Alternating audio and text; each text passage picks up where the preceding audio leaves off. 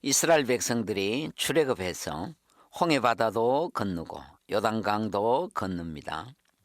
홍해바다는 모세 인도로 건너고 요단강은 여호수아 인도로 건넙니다.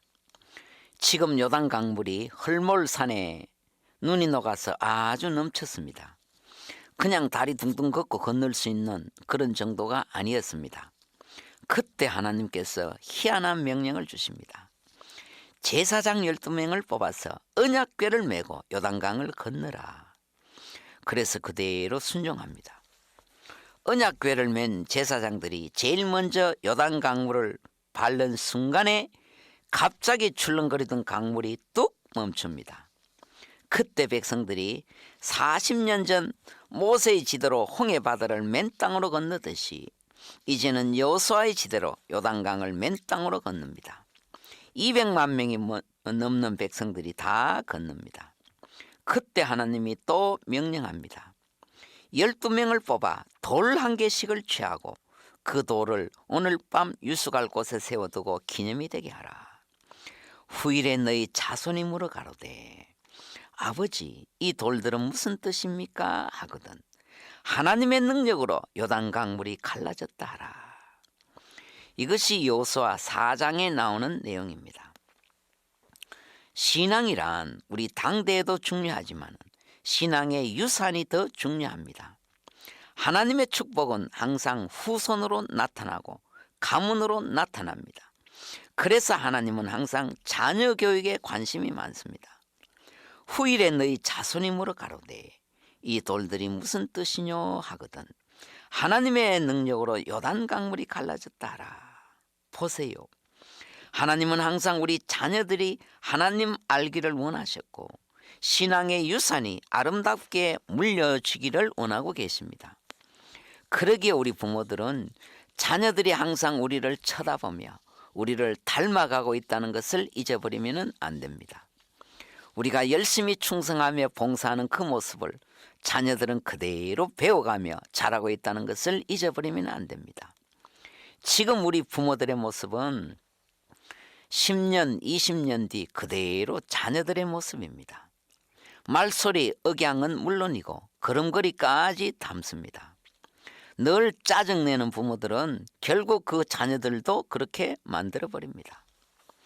이 세상에 많은 일들이 있지만 그 중에서 가장 어려운 것은 자녀 바르게 키우는 것입니다. 자녀 바르게 키우는 것이 정말로 어렵고 여기에서 큰 소리 칠 수 있는 사람 없습니다. 그러므로 어린 자녀들이 자랄 때 무엇을 듣게 하느냐, 무엇을 보게 하느냐, 무엇을 느끼게 하느냐 하는 것은 굉장히 중요합니다. 이것들을 조정하고 지도하는 일이 바로 부모의 역할입니다. 그러므로 적어도 자녀들에게 있어서는 부모보다 더 좋은 선생님 없고 부모보다 더 좋은 인생의 선배는 없습니다. 그럼 자녀 교육이 이렇게 중요한데 어떻게 하면 부모들이 자녀들을 가장 바르게 키울 수 있나 몇 가지를 살펴보십시다. 첫째로 자녀들을 그리스도께로 바르게 인도해야 됩니다.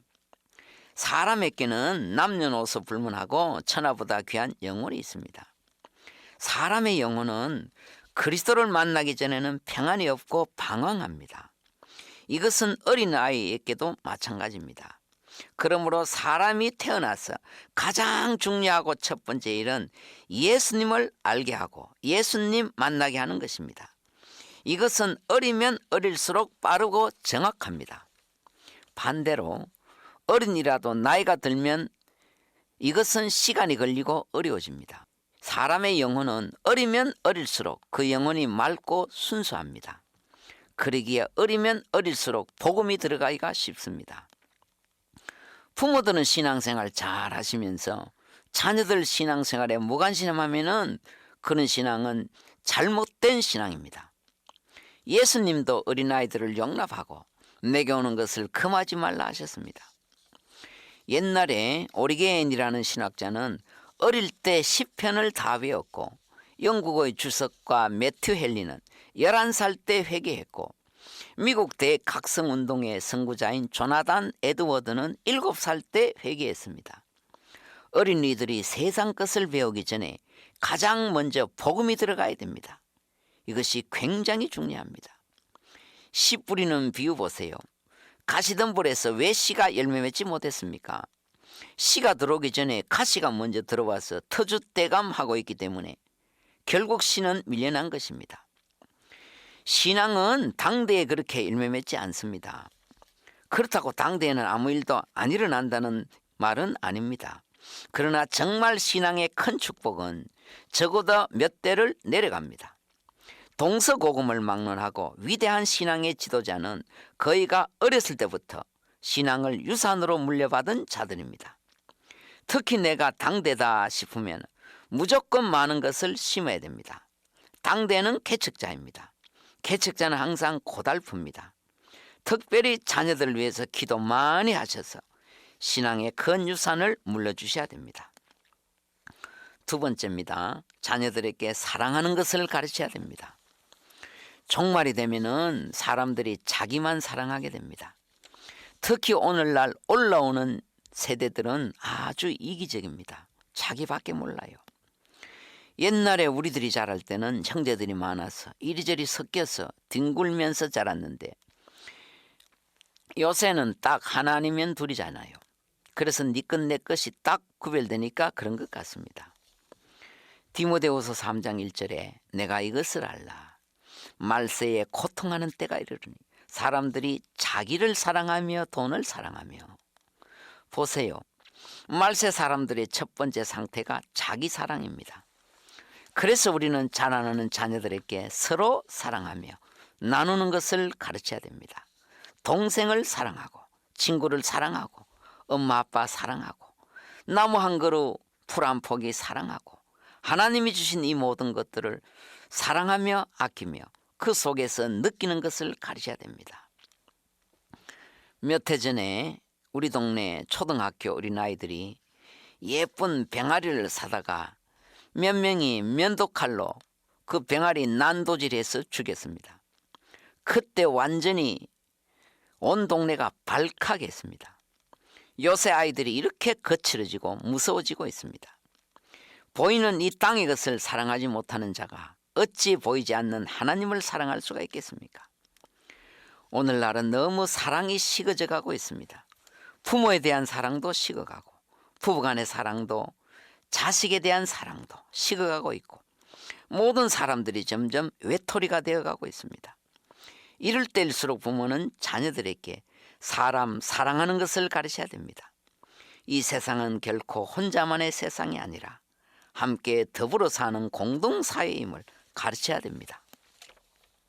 서로 사랑하며 서로 도우며 남을 생각하는 여를 어릴 적부터 길러야 됩니다.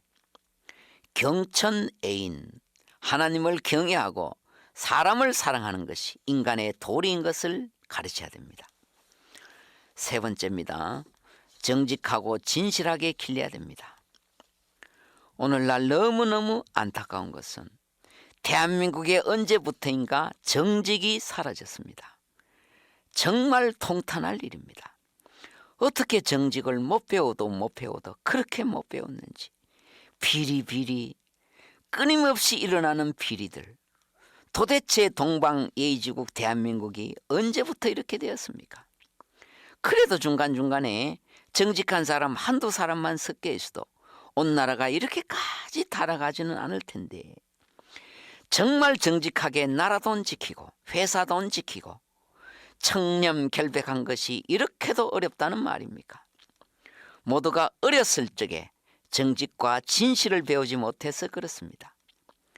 우리나라에 사기 배우는 학원도 있대요. 사기 한 번 치면 1억이고 10억이니까 수강료도 얼마나 비싸겠습니까? 그런 일은 없겠지만 제가 만약 대통령이 된다면 전국에서 정직하고 진실한 사람 다 추천받아서 그 사람 장관시킬 겁니다. 모두가 고양이한테 생선 맡기는 격입니다. 어렸을 적부터 정직과 진실이 몸에 배어있지 못하면 다 넘어가고 마는 것입니다. 옛날에 재무부 장관 하시던 남덕우 씨란 분이 계셨습니다. 이분이 진실한 크리스찬인데 예를 들어서 미국 출장 다녀오시면은 출장비 남은 거 국고에 다 다시 넣었대요. 그래서 그 시절에 정말 국가의 중요한 일은 오랫동안 그분이 다 맡아 처리하셨대요. 정말 그리워집니다. 오늘날은 사람은 많은데 사람이 없어요. 풍부 속에 빈곤입니다. 사랑하는 극동방송 가정 여러분, 정말 우리 자녀들을 하나님 앞에 사람 앞에 정직하고 진실하게 기르십시다. 어릴 때부터 외롭게 하나님 편에 서는 것을 가르쳐야 됩니다. 지금 이 시대는 그런 사람을 찾고 있습니다. 네 번째입니다. 훌륭한 자녀를 원한다면 먼저 훌륭한 부모가 되어야 됩니다. 이 세상에서 자녀에게 가장 영향을 끼치는 사람이 누구겠습니까? 선생님 아닙니다. 그 이전에 부모입니다. 유치원이나 학교 선생님은 그 다음입니다. 자녀들은 부모의 모든 것을 관찰하며 그대로 모방합니다. 우리가 지금까지 자녀들에게 바른 것 보여주지 못했고 바른 것 들려주지 못했다면 얼른 정신을 차려야 됩니다. 좋은 자녀들을 가지기 이전에 우리가 먼저 좋은 부모가 되어야 됩니다. 특별히 부모는 자녀들에게 신앙 물려주는 일에 생명을 걸어야 됩니다. 우리가 정말 예수 믿고 구원받은 신앙인이라면 자녀들에게 이 신앙 물려주는 이것보다 더 급하고 더 귀한 게 어디 있습니까? 이것은 늦으면 늦을수록 나중에 시간이 걸립니다. 자녀들 보는 앞에서 우리는 열심히 기도해야 됩니다. 그러면 자녀들이 물을 것입니다. 엄마, 기도는 왜 하지? 그러면 이렇게 대답하십시오. 기도는 말이야, 살아계신 하나님 앞에 하는 건데 기도하면 하나님이 다 들어주시고 우리를 지켜주신단다. 인생은 내 힘으로 사는 것이 아니라 하나님 앞에 기도하고 맡기고 사는 것이란다. 자녀들 보는 앞에서 우리는 정성껏 헌금하고 11조해야 됩니다. 그러면 자녀들이 물을 것입니다. 엄마, 그 아까운 돈으로 왜 헌금하고 11조 하지? 그건 말이야, 하나님이 우리에게 복 주시기 때문이란다. 하나님이 우리에게 이와 같이 복을 주시는데 우리가 뭘 아끼겠니? 그리고 11조는 말이야, 그건 우리 것이 아니고 하나님의 것이란다. 하나님의 것은 반드시 하나님께 드려야 하는 것이란다. 우리는 자녀들 앞에서 열심히 봉사하고 충성하셔야 됩니다. 그러면 자녀들이 또 물을 것입니다. 엄마, 집에도 일이 많은데 교회 와서 또 왜 이러지? 그건 말이야, 하나님이 우리에게 건강을 주셨는데 우리는 더 열심히 충성하고 봉사해서 교회를 섬겨야 한단다.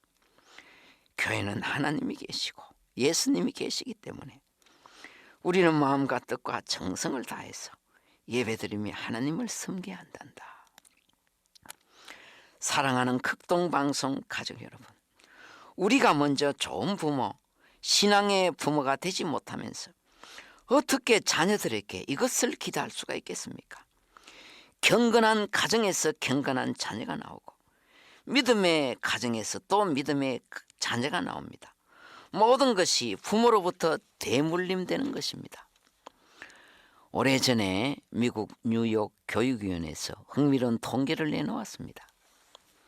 뉴욕의 두 집안 부모를 택해서 그들의 후손 5대를 조사했습니다. 하나는 에드워드 조나단 목사님 집안이고 또 하나는 맨하탄 유흥가 술집 주인 부자 마크 슐츠의 집안이었습니다. 조나단 에드워드 목사님 후손 총 896명이었는데 목사와 선교사가 116명, 대학 교수와 선생님 86명, 시인, 문인이 75명, 국회의원 4명, 부통령 1명, 사업가 73명, 발명가 21명, 교회 중직자가 286명이었는데 반면에 술집 주인 부자 슐츠의 후손은 형무소에서 5년 이상 징역 산자가 96명, 술주정뱅이, 마약 중독, 정신병자가 58명, 매춘부 65명, 극빈자 286명, 거지, 불량자가 460명이었습니다. 한 부모 밑에서 내려가면 내려갈수록 이렇게 큰 차이가 났습니다. 우리는 자녀들을 그리스도께로 인도하는데 게으르지 말아야 됩니다. 자녀들을 사랑하는 것을 가르쳐야 되고 정직하게 진실하게 길러야 됩니다. 그러나 무엇보다 우리가 먼저 훌륭한 부모가 되어야 됩니다. 하나님 주신 가정, 하나님이 선물로 주신 자녀들 아름답고 건강하게 잘 키우십시다. 은혜로운 날 되십시다.